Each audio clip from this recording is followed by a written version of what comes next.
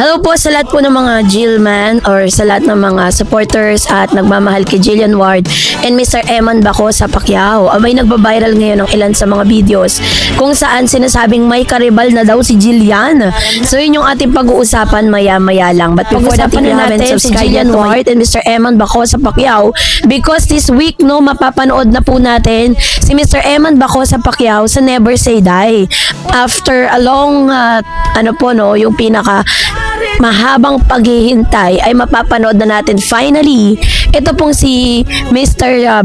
Eman Bacosa, no? So titingnan natin kasi from the time po kasi na in-announce ng GMA na siya po ay kabilang na sa Never Say Die ay unti-unti pong nag-take off muli yung kanila pong rating.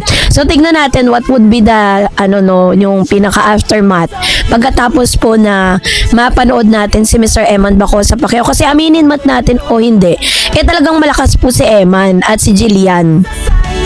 Kasi alam nyo bakit po sila ganun ka dami yung mga natuwa sa tambalan nila kasi may sincerity, meron pong genuine reactions at nakikita natin na genuine din yung kanilang pagkakaibigan. Kaya naman po sa lahat ng mga supporters ni Miss Jillian, parang mas natutuwa sila kay Eman Bacosa kaysa po sa ilang mga aktor na napa-link sa kanyang pangalan So this time is meron po kasing isang programa na parang napanood si Eman.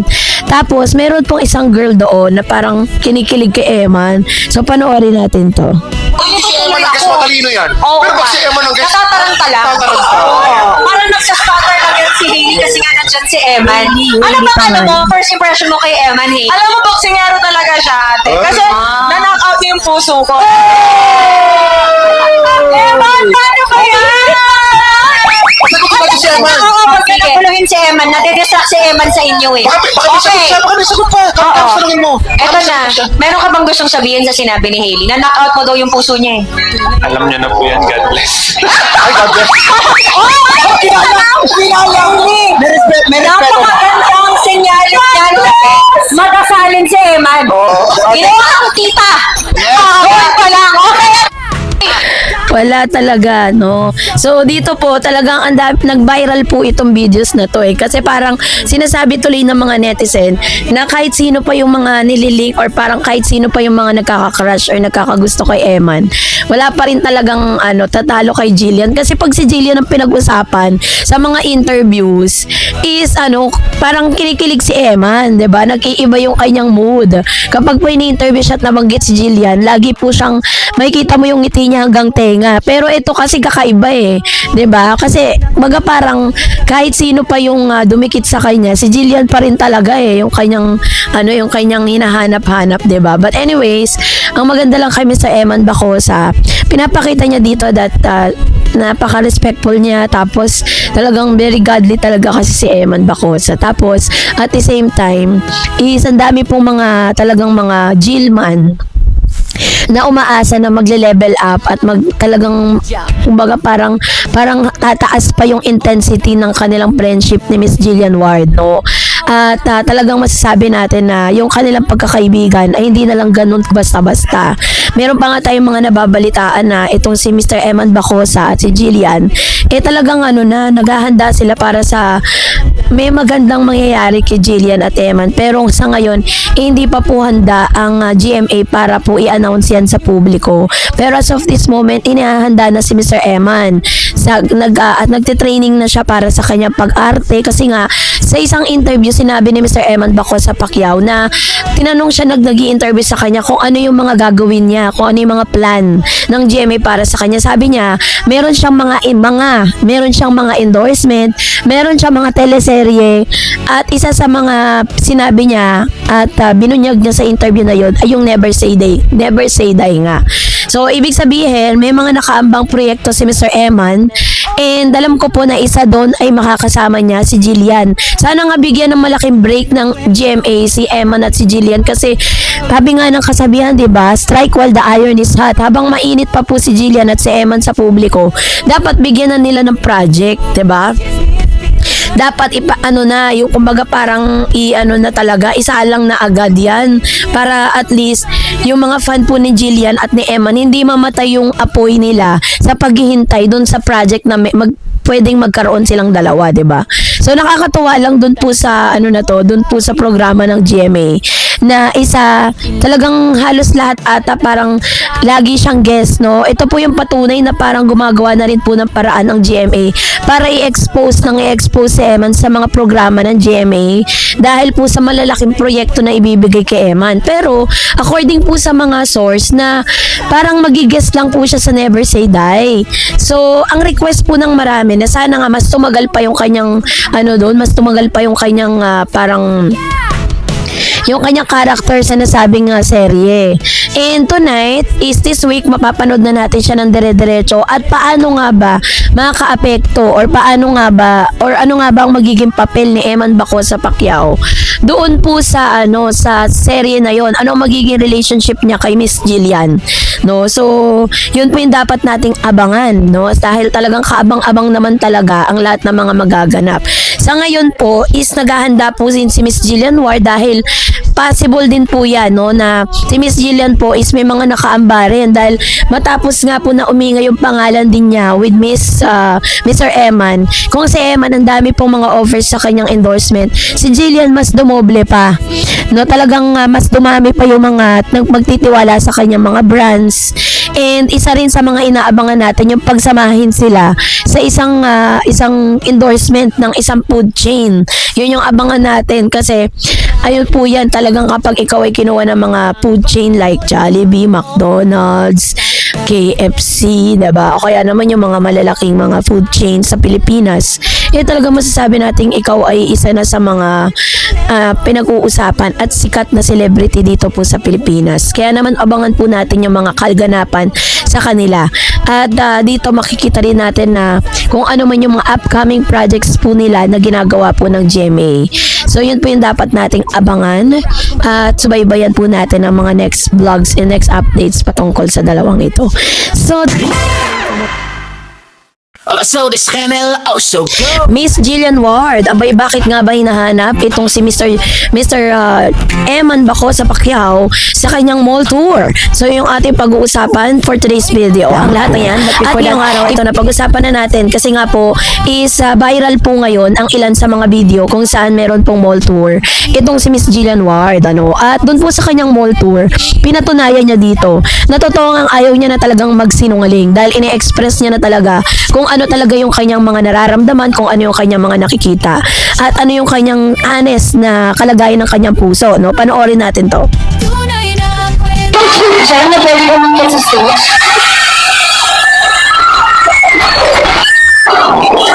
Sino yung nandiyan?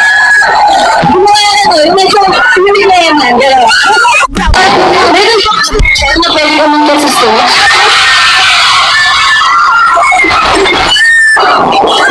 Sino yung nandiyan? Gumawa yung medyo hindi na yaman. Diba? Si Eman po ang binanggit niya, hindi po si Rahil. Katulad ng sinasabi ng ilan na parang ang dami mga actors, no? Ang dami mga friends ni Miss Jillian Ward, ang dami mga gwapong aktor sa Pilipinas.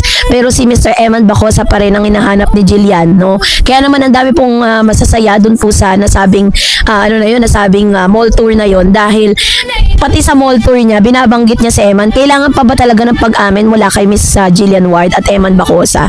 And then, nung tinanong naman, no, itong si Mr. Eman Bacosa, tinanong siya kung ano yung gusto niya mangyari between Miss Jillian and him, sinabi niya na, alam niyo na yon, sabi niya. So, parang sinasabi niya rito na, sila po kasi yung tipo ng mga artista na parang hindi na po nila kailangan na, na sabihin pa or isa publiko pa sa buong Pilipinas na talagang nagkakamabutihan na sila. Kung babalikan natin yung interview niya sa kanyang guest, no, sa All Out Sunday, na kung saan wanta siya ng pumapag-ibig, doon pa lang sa sinabi niya na sabi ng actress na ito, actually binigay po siya sa akin na na-compose na po yung song, pero marami akong binagong lyrics na mas na-express ko yung nararamdaman ko talaga, no? Parang maybe nga binago siyang wordings na may kinalaman sa pagbaboxing, so which means talagang itong si Jillian in love talaga, hindi na ma-i-deny yan. So sabi niya dito, sana magustuhan niyo po yung song tuwing pinakikinggan nyo to, isipin nyo na lang kung sino ba talaga ang nakakuha ng puso nyo at talagang nakasapol sa puso nyo. This song is for everyone na pumapag-ibig. Following this, Jillian was asked if she was in love now. And then, sabi niya, magsisinungaling pa naman ako kung hindi. Oh, di ba? So, ibig sabihin, inaamin po ni Miss Jillian Ward na yung state ng, or nung kanyang kalagayan ng kanyang puso ngayon, that she's really in love, no? Wala na pong mababago doon at wala na pong magbabago doon. Dahil pinapakita lang dito ni Miss Jillian. Gusto ko si Jillian kasi very straightforward siya sumagot. Walang keme.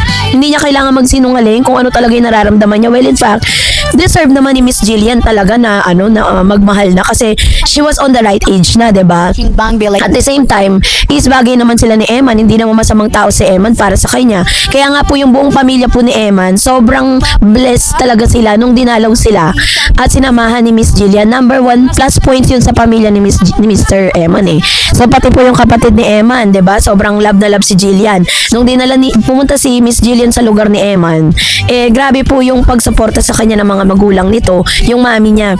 At alam niyo po ba, isa rin sa pinaka talagang hinahangaan kay Eman Bacosa Pacquiao.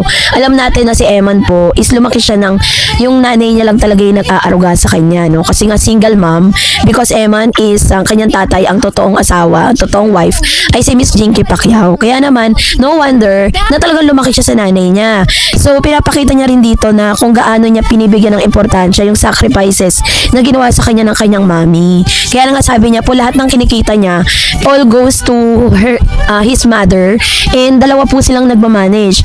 Siguro, yung pagkakaunawa ko kasi dun sa dalawa silang nagmamanage ng money niya is that kapag may mga gusto siyang bilhin, may mga gusto siyang i-invest, is talagang pumapayag yung nanay niya through, dun po sa guidance ng kanyang ina. Kasi according to his interview, sinabi niya na parang marami na siyang mga nabiling property.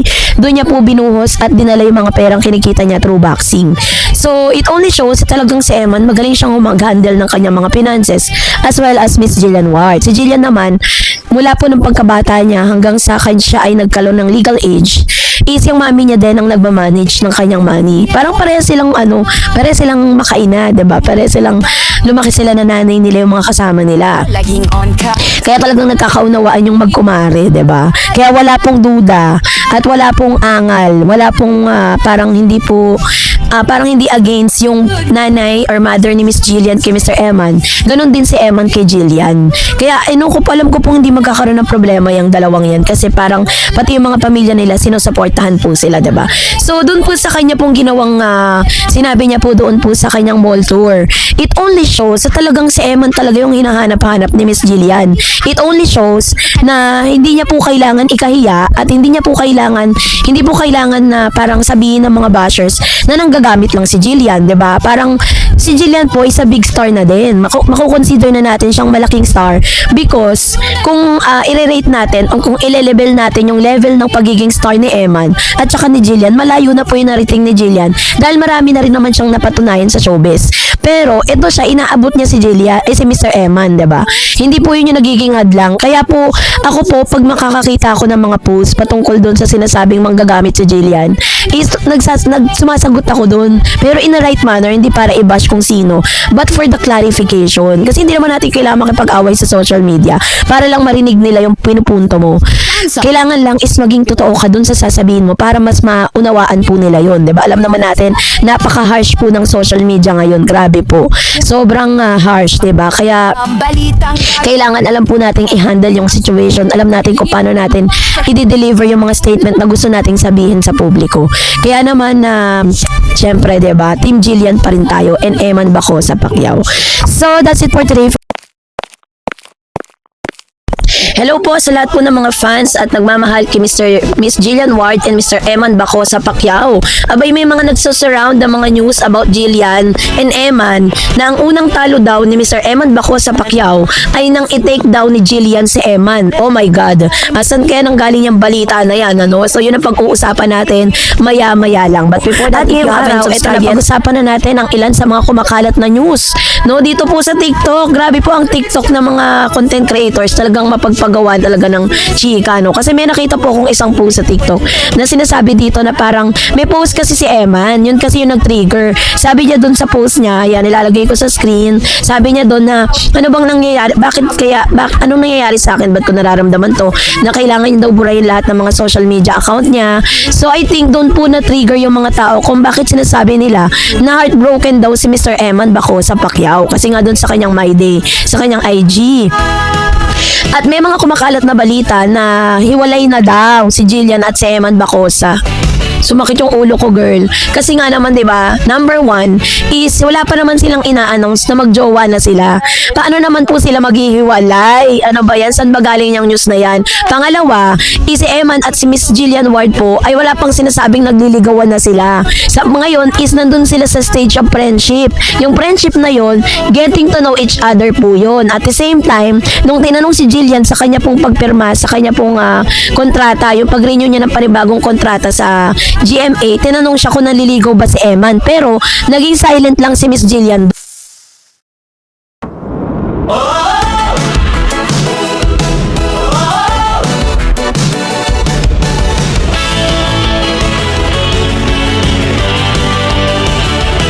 Hoy tara na, sumama ka. Nawin lang natin yung mga yung mga situation ni Mr. Eman Bacosa Pacquiao and Miss Jillian Ward, kasi nga 'di ba, hindi pa man sila nandun sa stage ng pag-amin na talagang they are in a relationship na, pero ang dami na pong nagkakalat na mga balita na mahiwalay na. Yun mismo ang dahilan kung bakit maraming mga actors and actresses, maraming mga couple po sa showbiz that mas gusto talaga nilang ilihim na lang, 'di ba, yung kanilang relationship. Wag na tayong lumayo sa example po ni Catherine Bernardo ngayon. Kahit ang dami ng mga ebidensya na nagpapatunay na si Miss Catherine at si Mayor Mark Alcala ay nagde-date na at lagi silang out of the country sila nitong lately lang dahil birthday nga ni Catherine, pero never pa rin silang umaamin sa publiko kahit ang dami nang nakikita. Yun tinatawag na what you see is what you get. So ganun din po kay Eman at kay Jillian. Wala pa man pong direktang pag-amin mula kay Eman at kay Jillian that they are in a relationship na, pero ang dami na pong mga balita na hiwalay na daw. Yun po yung nakakatawa sa showbiz, diba? Minsan, kung kailan nagkakamabutihan ng isang artista, siya naman pinaghihiwalay. Ngayon, paghiwalay naman, pinagre-reunite. Ganun po ang takbo ng showbiz ngayon, diba? Kaya po, no wonder why Miss Jillian Ward is nung tinanong siya kung naliligaw ba si Eman sa kanya, hindi niya direktang sinagot, 'di ba? Kasi ganoon din po si Mr. Eman Bacosa Pacquiao. Although sinasabi niya na pag tinatanong siya kung anong estado ng kanilang relationship ni Miss Jillian, ang sagot niya lang is secret. And minsan sinagot niya rin na sinabi niya na we're friends, ganoon yung mga sagot niya. But for now, yun yung pinaka sagot ni Mr. Eman Bacosa Pacquiao that really very interested, no, yung mga showbiz insiders na malaman kung ano ba talagang estado ng kanilang relationship. And sa sa akin pong opinion, sa aking obserbasyon, si Eman at si Jillian parang mas gusto nilang low-key lang sila. Mas gusto nila na parang na nagkakaroon sila ng understanding to each other. May unawaan sila, pero mas gusto nila na mas ilihim muna for now. 'Di ba? Mas maganda na sila na lang muna yung nagkakaunawaan kaysa naman po ipangalandakan nila sa publiko tapos maraming makialam, maraming mga chika, mga chismis. Alam niyo po kasi, although hindi natin maiiwasan talaga na magkakaroon ng mga bad issues, yung mga fake news, mga bad publicity. Kasi nga publicity yan eh. Good or bad publicity, still publicity para sa kanila. So, ako po, nung binalikan ko yung mga videos ni Miss Jillian Ward tsaka ni Eman Bacosa, nung time na si Miss Jillian ay in-invite ni Mr. Eman, doon po sa kanyang laban, no, sa Bohol, nakita ko may kilig factor talaga sila. At the same time, nakita ko na parang, okay, so nakita natin sa mga mata ni Jillian that she was really interested with Eman. Ganon din naman si Eman sa mga kinikilos niya with Jillian. Kitang-kita rin naman talaga na sobrang like niya si Miss Jillian Ward. At wala na po tayong pwedeng wala na tayong pwedeng i-deny doon sa katotohanan na yun, 'di ba, na nakikita natin towards them. Kaya naman yung mga nagkakalat ng mga news na hiwalay na daw sila, yun daw yung pinaka first talo ni Mr. Eman Bacosa na parang pinaasa siya ni Jillian, na parang gusto siya ni Jillian pero hindi naman pala, which is wala pong katotohanan lahat yun, no. Minsan nakakaawa na rin si Jillian kasi ang daming mga fake news na sumisira, no, ng tahasan sa kanyang personalidad, sa kanyang pagiging isang artista, which is Sabi ko nga hindi may iwasan kasi si Jillian po may pangalan na rin siya sa showbiz. Marami na rin siyang pinatunayan sa showbiz, 'di ba? Kaya no wonder why Miss Jillian White and Mr. Eman Bacosa Pacquiao is na hot seat patungkol sa bagay na ito kasi hindi talaga titigil ang publiko na talagang malaman kung ano talagang estado ng kanilang relationship. Pero as of now, I would say na talagang napaka-strong ng kanilang relationship bilang magkaibigan at nandun sila sa estado. Ito yung observation ko ha. I hope na ganun din kayo. Yung observation, point of view ko with regards dun sa mga napapanood ko tapos sa mga binalikan kong interview po ni Miss Jillian at ni Eman, masasabi ko talaga na nandun na sila tas tinatawag na MU or mutual understanding. Wala pa man sila dun sa level ng kanilang relationship pero I know na meron na po silang unawaan. Yun po yung aking understanding sa mga nakikita ko kasi ilan taon na ba tayo at alam natin minsan nababasa din natin 'di ba yung sitwasyon po ng isang tao, ganun nakikita natin sa mga kilos, nababasa natin 'di ba? At alam kong ganun din po kayo. Kaya nga 'di ba parang sobrang kinikilig kayo at sobrang tuwan-tuwa tayo pag nakikita natin silang dalawa na talagang na ano po maganda yung mga nagaganap sa buhay nila. Nakikita natin na sobra yung kanilang minsan naghaharutan sila, nag-uusap sila. Lalo na't ngayon napakalapit nila, araw-araw silang magkasama. Kaso nga lang, bakit walang inilalabas ng mga BTS or behind the scene videos ang kampo po ng GMA with regards to that? Kasi ganito po yan. Si Rahil po kasi, doon po sa doon po sa serye na ginagawa nila, hindi pa po si Mr. Eman talaga ang focus at si Miss Jillian. Ang parang binibigyan doon ng focus is yung tatlong lalaking kasama nila. Although hindi sila magkaka-love team doon. Pero yun talaga yung pinaka-focus doon eh. Ayaw naman nila na biglang magsiswitch. Pero possible pa rin na magbago ang takbo ng storya. Not unless na talagang na-finalize na siya, na-edit na siya. Pero sa tingin ko kasi parang nag-add-on sila. Once ang isang teleserye ay nag-add-on ng karakter, ibig sabihin nun, hindi pa po siya finalize. Pwede pang magbago yung storya. Pwede pang magkaroon ng switching. Pwede pang magkaroon ng pagbabago at malaking pagbabago sa karakter na ipinapasok nila. Katulad ng sinabi ko earlier sa mga vlogs ko sa inyo, sa mga updates ko sa inyo, pag nakita po ng GMA na maganda ang pagtanggap kay Jillian at kay Mr. Eman Bacosa Pacquiao, hindi po malayo na ang pinaka-ending dyan, si Jillian at si Eman ang magkatuluyan sa Never Say Die. And that's really very exciting part, no? Being one of the avid fan and being one of the yung parang sumusubaybay at sumusuporta doon sa serye ng Never Say Die. Kaya yung mga fake news na yan, huwag niyong paniwalaan yan. Fake news lang po yan. Walang katotohanan na sila hiwalay dahil wala pa namang pag-amin mula sa kanila. So kayo po, anong yung saloobin patungkol dito? Mag-comment kayo sa comment section. And that's it for today. For more videos and updates, please don't forget to like and subscribe and please don't forget to follow my Facebook page, Dar Eds TV.